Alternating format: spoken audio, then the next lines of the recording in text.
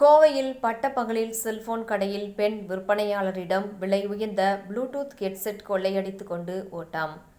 கடையில் தனியாக இருந்த பெண் விற்பனையாளரிடம் பொதுமக்களும் நடமாட்டம் முடிய நகரின் மையப்பகுதியில் பட்டப்பகலில் அரங்கேறிய கொள்ளையால் பாதுகாப்பு நடவடிக்கையை பலப்படுத்த வியாபாரிகள் வலியுறுத்தல். கோவை சாய்பாபா காலனி NSR சாலையில் ரகுமான் என்பவர் டாக் அண்ட் வாக் என்ற மொபைல் கடையை நடத்தி வருகின்றார். இக்கடையில் 5க்கும் மேற்பட்டவர்கள் பணியாற்றி வருகின்றனர். இதில் மதிய உணவு இடைவெளிக்காக சிலர் வெளியில் சென்றிருக்கின்றனர்.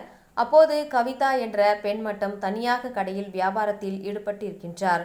அப்பொழுது அங்கு வந்த ஒரு வாலிபர் விலை உயர்ந்த ஹெட்செட் ஒன்றை கேட்டு அதனை வாங்கி விவரங்களை கேட்டு வந்துள்ளார்.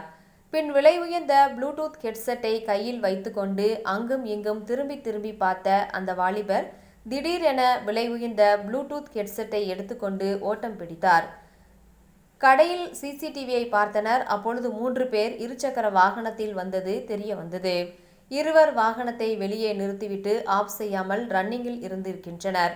வாடிக்கையாளர் போல் வந்த ஒரு வாலிபர் மட்டும் விலை உயர்ந்த ப்ளூடூத் ஹெட்செட்டை தூக்கி கொண்டு வாகனத்தில் ஏறி தப்பி ஓடிவிட்டார் என்பது தெரிய வந்தது. பட்டப்பகலில் பொதுமக்கள் அதிக நடமாட்டம், வாகனங்கள் அடிக்கடி சென்று கொண்டிருக்கும் இடத்தில் இதுபோன்று இதற்கு முன்பும் திருட்டு நடந்ததில்லையே என்று தெரிவித்த வியாபாரிகள், பணியாளர்கள் உள்பட பலரும் கடையில் பணியாற்றி வரும் நிலையில் அவர்களின் பாதுகாப்பை உறுதி செய்ய போலீசார் உரிய நடவடிக்கை எடுக்க வேண்டும் என வலியுறுத்தி வருகின்றனர்.